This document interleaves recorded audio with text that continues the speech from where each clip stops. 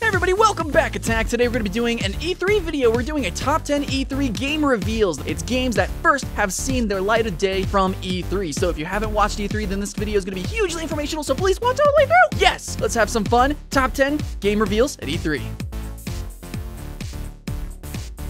And at number 10, the very first game that we got to talk about is Horizon, which came out of nowhere over the horizon here. Horizon Zero Dawn is a game based in sort of like this vague post-apocalyptic world where some sort of rogue AI is now creating like a bunch of dinosaur monster things. It looks ridiculous. It seems to be kind of mixing Shadow of the Colossus and Monster Hunter, but with like a dystopian, sci-fi, second Stone Age kind of thing going on. It seems to be a survival RPG, but we'll have to see a little bit more gameplay. But overall, you know, from the trailers and from what we see so far, it looks like a really awesome game. It looks like a really big and robust and vibrant world to go frolic around in, and that's pretty interesting for a post-apocalyptic game. Coming up next on the list at number 9, we have For Honor, which is a new competitive team fighter by Ubisoft, which really emphasizes historical fighting techniques and true in-depth melee combat.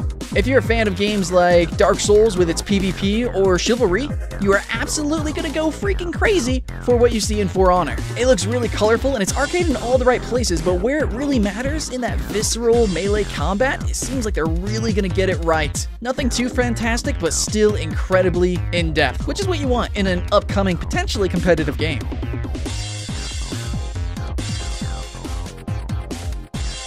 At number 8, we have Star Fox Zero by Nintendo, and this actually blew my socks off. I don't know about you guys, but Star Fox was not actually a part of my childhood, and yet still, Star Fox looks like a really crazy game. Sure, it's gonna have the very usual piloting sequences, almost like an on-rail shooter, but then you're also gonna have different situations and scenarios, apparently, where you're gonna be running around and then fighting giant bosses. Overall, I don't know. Do a barrel roll, I don't care. Star Fox it looks like a great game for children or adults alike, as well as fans or even newcomers.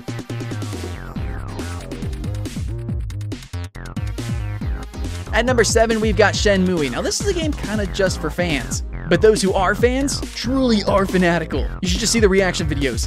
Now, Shenmue, the series, is well regarded as one of the best RPGs out there. It was just on an old and dated system that not many people played, so it kind of was lost to time. But tragic enough as that is, finally, the community has lashed out, clawed their way through fate itself, and kickstarted Shenmue, and it's finally going to come to shelves eventually. And hopefully a comforting thought to you fans. Yes, the original creator is coming back for this game, and I think he's got as much passion for the game almost as much as you guys.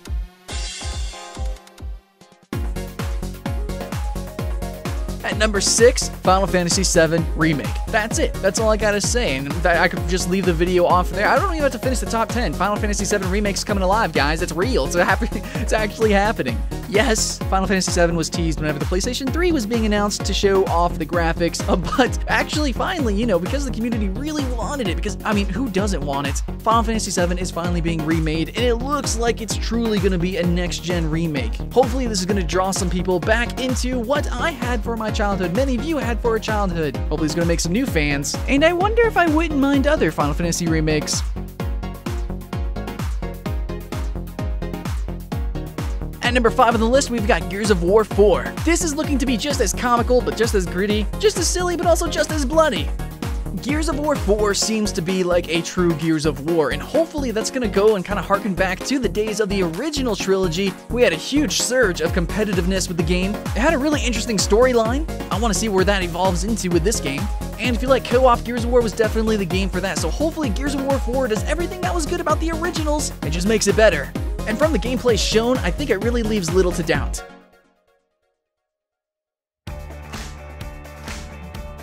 And at number 4, we've got Doom.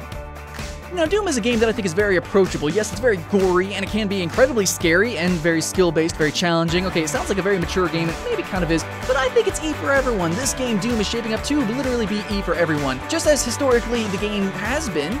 But really, in the end, it seems like it's kind of taking its roots back. It's going to be very similar to the original Doom, which is kind of hard to imagine with today's graphics, but look, here it is. You'll be kicking in demon cyborg faces in between, chainsawing them in half, and other sci-fi all the way to straight-up medieval kind of weapons. It looks action-packed, from the actual competitive multiplayer, which is going to have custom maps, to its co-op and single-player experience. Can't wait to dive in and have my arms ripped off. It's gonna be awesome! Woo! And at number 3, we've got Kingdom Hearts 3. After the original, all the spin-off series, the sequels, Kingdom Hearts 3, guys, it's here! We did it! But seriously, the fans know what they want, and this looks like everything that we could have possibly dreamed of, and that's the whole point of Kingdom Hearts. Ever since the original, it's really been just more explosive, more action-packed, and still at the same time more convoluted, deep, with its story that's twisting and spiraling around, and that's totally fine. Let's just go with it. Kingdom Hearts is kind of a wacky ride, which I don't know if you got the point with the Disney characters mixed in with Final Fantasy characters. It's pretty crazy. But that's the point, and Kingdom Hearts 3 looks totally out there, crazier than ever. The hype train is going. Choo-choo! At number 2, we've got Fallout 4. Now, any just usual announcement of Fallout 4 would be kind of hype, but the way they announced Fallout 4, all the gameplay, the trailers, everything about Fallout 4, it just made people's minds melt. No, but seriously, Fallout 4 looks really amazing. It's like everything that we've ever wanted in Fallout. Any sort of gripe that we've had has been improved, and of course, we can expect a giant world, an expansive story, and I really like the personality that they are putting into the game here. It's got a lot of color, which is very unusual, but absolutely welcomed, and it seems like this Fallout, more than any other Fallout, is gonna have more character. But aesthetics aside, it seems like they're implementing so many mechanics that really bring the game to life. Of course, it's going to be a sandbox title, but they're really giving us more tools than ever to truly play around in said sandbox. Now, the last game that we want to talk about, and the number 1 on our list, has got to be the announcement for Dark Souls 3. Now, absolutely, there's going to be hype for a lot of other games, remakes and such, but Dark Souls 3 gets points for being such a newcomer. It's a new series that's really taking the generation by storm, and Dark Souls 3 is going to be the turning point in the series. It may or may not be the last technical Souls game, but as fact, this is going to be a turning point for the series. Now, story aside, it's kind of hard to talk about story. It's very vague and convoluted, but Kingdom Hearts also says hi. But Dark Souls looks like it's going to be expanding on its gameplay infinitely. Co-op, PvP-wise, mechanically, in every single sense. It's going to be darker, but it's also going to be brighter, more fiery. All in all, it seems like we're going to be exploring a more vibrant, more colorful world. Not so apocalyptic, just kind of slightly apocalyptic. More beautiful, but still tragic and lost. But really, I'm just too excited. I just can't wait for the chance to die in this game. I think one thing that really gives Dark Souls its appeal, other than its incredible difficulty and awesome mechanics, is its mystery. And the loop that we were thrown in the teaser trailer seems like we're going to be dragged around through the mud once again, the murk and the mist, into a new, intriguing, magical, and deadly land and story.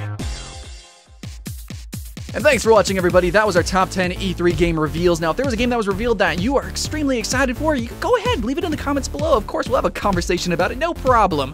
Like and subscribe if you want to stay notified for all sorts of awesome new stuff coming out. Video game oriented, of course. And yeah, come back, Attack. Can't wait for the next video, and we'll see you there. Welcome back, Attack. Today we're going to be talking about the top 10 free-to-play MMOs for this year, for 2015, and I think across all the genres for free-to-plays, we've seen so much innovation in MOBAs, in MMOs, in like card games. We've seen so many new things this past year, and hopefully, maybe, probably so, 2015 is going to be just as exciting.